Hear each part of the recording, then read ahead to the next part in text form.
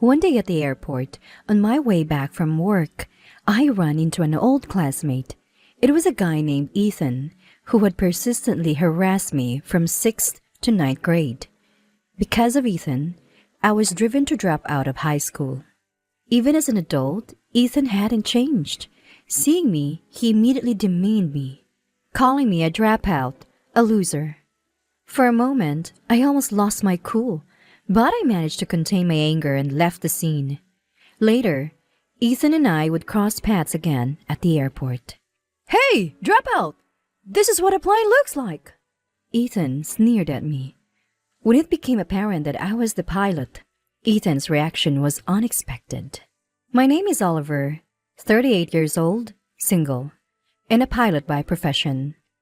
When I mention my career, it sounds like I've had an impressive history, but in reality, I once dropped out of high school. Between 6th and 9th grade, I suffered from persistent harassment. The root of my trouble started with a falling out with Ethan, my classmate. Ethan was extroverted, friendly, and well-liked by everyone. I, on the other hand, was serious and decent at studies, but not so good at socializing. That's why I was so relieved when Ethan approached me soon after I enrolled, worried whether I would make any friends. Our conversation started because we had both been in the same soccer club when we were in elementary school. Additionally, Ethan and I joined the soccer team together. We both joined the soccer team, but in our group, I was always the butt of the jokes. Ethan had a charm in turning even my inability to counter the teasing into a source of laughter, which was as cruel as it was captivating. Initially, I accepted my place in the group, even finding joy in making others laugh with my actions. But slowly, our relationship became twisted. The way we garnered laughs escalated gradually. At first, I dismissed it as part of friendship, but my ambiguous attitude towards these jokes was a mistake. The words gradually turned into blatant teasing and personal attacks.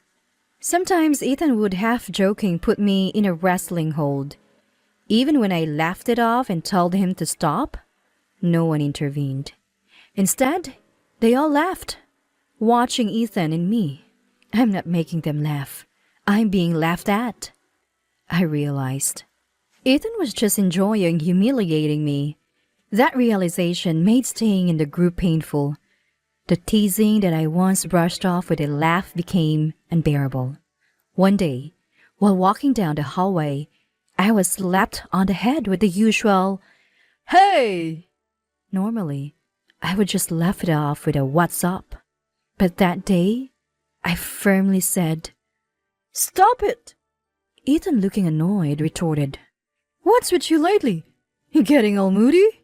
I'd let you in our group, so at least look like you're having fun." "Can't do that. It's not fun." "What? You always used to laugh. Besides, for someone named Oliver, you're getting too bold." Ethan said this with an intimidating voice, glaring at me. But I stood my ground, staring back at him. Ethan eventually left saying, "Fine then," and quickly joined the rest of his group.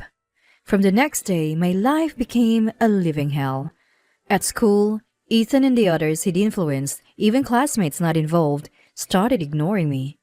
It would have been better if it had ended at that, but they soon began actively harassing me, with Ethan as the ringleader. At first, I tried to stay strong, showing up at school and extracurricular activities, but the pain soon became unbearable, and I started skipping both. Entering 8th grade with the added stress of adolescence, their behavior became even more intense. I missed nearly half of 8th grade, and naturally my grades and evaluations plummeted. I was once considered for a renowned private school in the state during 7th grade, but now I was barely managing to qualify for a lesser-known private school. Still, I tried to study, hoping to escape the situation by graduating middle school. However, things didn't go as planned, and to my dismay, I ended up in the same public school as Ethan. In middle school, I had some respite because Mr. Brown, my 7th grade English teacher, took an interest in my situation. He even reprimanded Ethan and his group. But high school was relentless. Helping to build new relationships in high school, I unfortunately found myself in the same class as Ethan. "Oh, it's Oliver!" Ethan declared as I entered the classroom, grabbing my collar and announcing in front of everyone.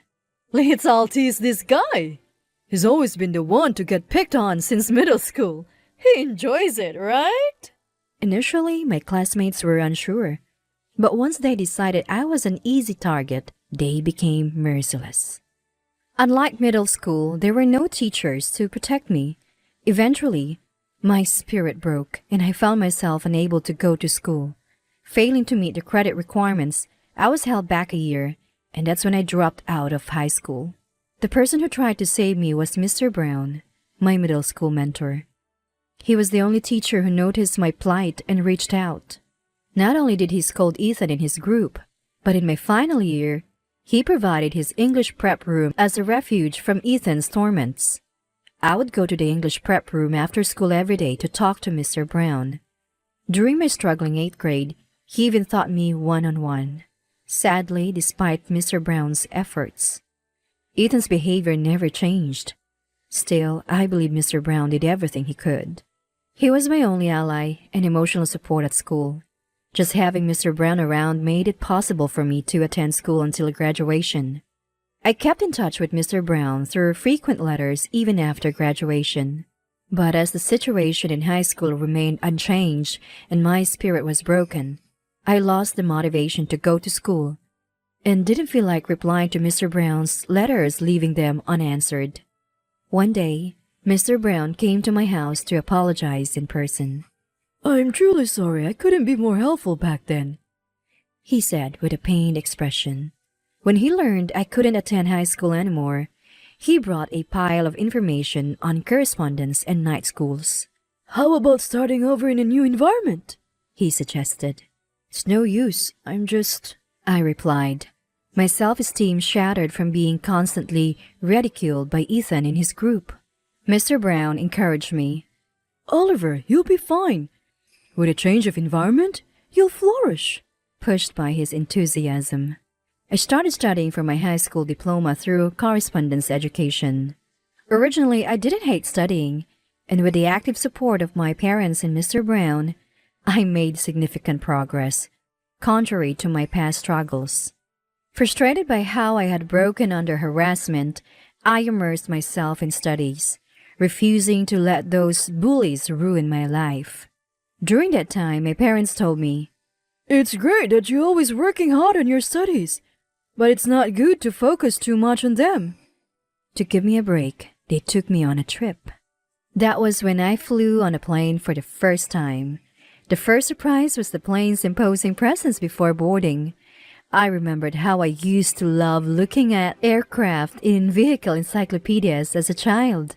Flying through the air, I was completely captivated by the world above. The gradually fading cityscape, the thrill of breaking through clouds, and the clear sky beyond. The beauty of the scenery through the plane's small window made me feel free from everything. It was so refreshing that it seemed to erase all the regrets and burdens of the past. "I want to fly freely in the sky. I want to be a pilot."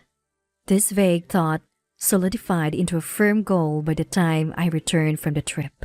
It was the first time I had a dream, and I felt my heart leap for the first time in a long while. However, becoming a pilot is not an easy path. It would also be a burden on my parents. But I didn't want to give up on something again. While I was wrestling with these thoughts, Mr. Brown visited me again. "Look at you! Oliver, you seem much brighter." He immediately noticed the change in me. "How's your studying going?" he asked. "It's going really well lately," I replied. "I've found a goal." Mr. Brown looked at me encouragingly. Would he laugh? Would he say it's impossible for me? For a moment, these thoughts crossed my mind, but I knew Mr. Brown wouldn't say such things. Gathering my courage, I said, "I've been thinking. I want to become a pilot." Mr. Brown's eyes widened. and tears quickly filled them. Seeing his face break into a joyful smile, I almost cried too. That's great! I'll support you. Finding a goal is great. Keep it up, Mr. Brown said with a trembling voice, taking my hand. His words cemented my resolve. I then shared my aspiration to become a pilot with my parents. Mom seemed a bit worried, but Dad said, That's great! You've seemed much more determined lately. So that's what it was all about. Dad will support you all the way. Mom nodded in agreement, saying, Yes, that's right. I studied hard, passed the high school equivalency exam and the aviation school entrance exam. I worked diligently in my studies and training at the aviation school and eventually obtained my pilot's license. But I didn't stop there. Aiming to become an even better pilot, I won a scholarship for a master's program in Germany and studied advanced aviation technology there. My paper on the impact of lateral forces caused by aircraft tire damage received higher acclaim than I expected, paving the way for my doctoral studies. After earning my PhD, I finally felt a sense of achievement. I considered staying abroad for work, but with my parents waiting back home, I decided to return. Back home, I got a job as a pilot with an airline in New York. One day, while walking to the airport exit in my casual clothes, a man in dirty work clothes called out, Oliver! I recognized the face immediately and was momentarily speechless. It was Ethan, the same person who cruelly mistreated me from 6th to 9th grade. What's up? Long time no see. Ended up a high school dropout, loser, huh? Why are you even here? Well, I guess you're probably a janitor or something, right? Got anything to say? Dropout, Mr. Oliver. I was traumatized, forgetting where I was, my mind going blank. Ethan's tone, attitude, and expression brought back memories of those hellish school days. Amused by my stunned state, Ethan boastfully mentioned that he now worked here as a mechanic. He obviously thought I was a janitor, his demeanor openly dismissive. It seemed like he had no remorse for almost breaking me as a person. You have no idea of the pain you caused me. I almost lost my composure, but managed to contain my anger at the last moment, saying only, I see. Good luck. Before quickly leaving. My heart was pounding long after Ethan was out of sight. Later, when the shock had somewhat subsided, I got a call from someone I hadn't heard from in a while. It was Mr. Brown. He had heard about my achievements and, inspired, decided to pursue his long-abandoned dream of graduate studies. He had finally been accepted to a prestigious university in the UK. As I joyfully congratulated Mr. Brown, he said, I have a favor to ask. I want to fly to the UK on a plane piloted by Oliver. Of course, sir. I responded eagerly. I then made arrangements to ensure that I would be the pilot on Mr. Brown's flight. And then, the day of Mr. Brown's departure arrived. It was a very cold day, and I, in my captain's uniform with a jacket over it, was walking around the aircraft for an external inspection. That's when I encountered Ethan again. Everyone was at their respective post, and there were no other people around Ethan and me. Ethan, seeing me, mockingly swung a tool as if to hit me and laughed. Hey! I flinched, and he said with the same childishness as before, What? Got scared? It's just a joke. Hey, dropout! This is an airplane, he said mockingly. Just then, a voice from behind me called out, Captain! It was Miss Anderson, a cabin attendant. Captain? A surprised Ethan was ignored as Miss Anderson looked straight at me. Captain, it's time for the flight. Please prepare. What? Understood. I'll be right there. Leaving a stunned Ethan behind, I quickly walked towards Miss Anderson. Ethan clicked his tongue behind me, but I felt a sense of satisfaction, as if I had finally outdone him. Soon it was time to board, and passengers began entering the aircraft one after another. Spotting Mr. Brown among them, I couldn't help but smile. Once all the passengers were seated and the hatch was closed, I introduced myself as the captain and promised a safe journey to everyone on board. I knew Mr. Brown would hear my voice. As a captain, I felt even prouder to be in this position. Ethan in those times were long past. I can't forget the humiliation of those days, but I'm not the same person I was back then. Reminding myself of this, I prepared for takeoff and the plane safely lifted off. However, there was an unexpected event mid-flight. As the control tower reported a sudden change in weather, the aircraft was hit by a terrifying storm. The aircraft shook violently, an extraordinary turbulence. Panic ensued in the cabin, and amidst the chaotic reports in my headphones, I felt a moment of confusion. But my more than a decade of experience wasn't for show. Moreover, the situation was similar to what I had written about in my paper. "Stay calm, it's okay, I can handle this," I reassured myself. Working together with the co-pilot and cabin attendants, we secured the safety of the aircraft and calmed the panic. Eventually, we managed to escape the critical situation, and the aircraft gradually stabilized. Seeing the airport and successfully landing felt like a huge relief. But my job wasn't over yet. As the captain, I apologized for the incident and wished success for all passengers and crew members, completing my duties. Of course, the image of a certain mentor was in my mind throughout. Some time later, the details of the malfunction that troubled the aircraft were revealed. A part in a specific area was found to be damaged. Despite thorough double checks, it was unclear why the maintenance had been inadequate. When the authorities analyzed the camera footage, it was discovered that the malfunction was due to Ethan's actions. It was a case of deliberate tampering. Initially, Ethan denied the accusations, but when he saw me, his face flushed.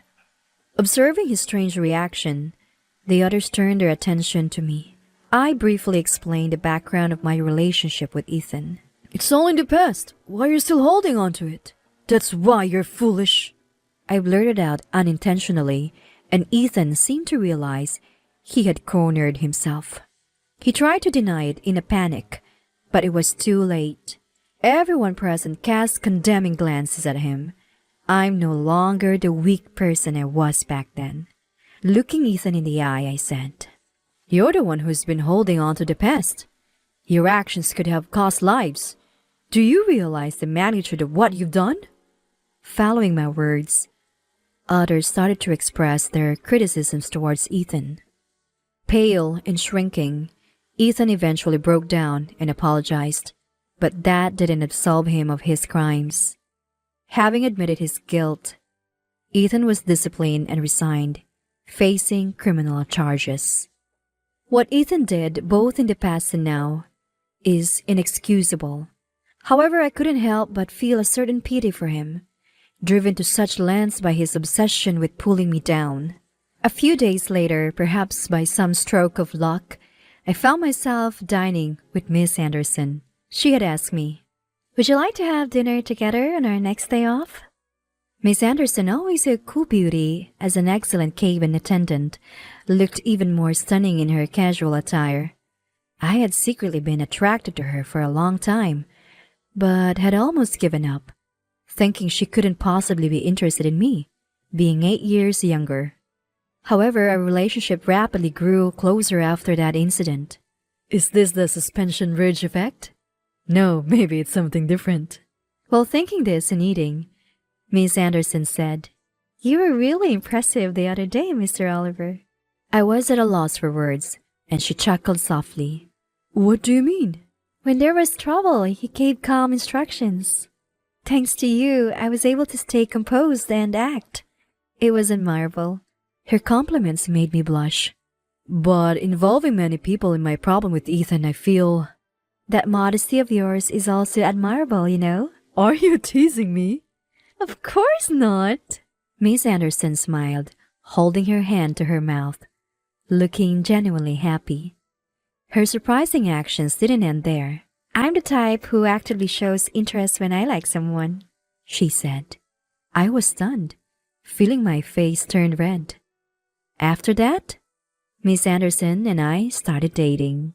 Although we both often find ourselves in the sky or abroad due to our jobs, she was always eager to travel to foreign countries in our private time. Since I also love flying, traveling together became a very enjoyable experience. France, Sweden, Vietnam, Australia. Together, we created many memories in various places. Each journey seemed to heal the scars in my heart. Soon, I plan to propose to her.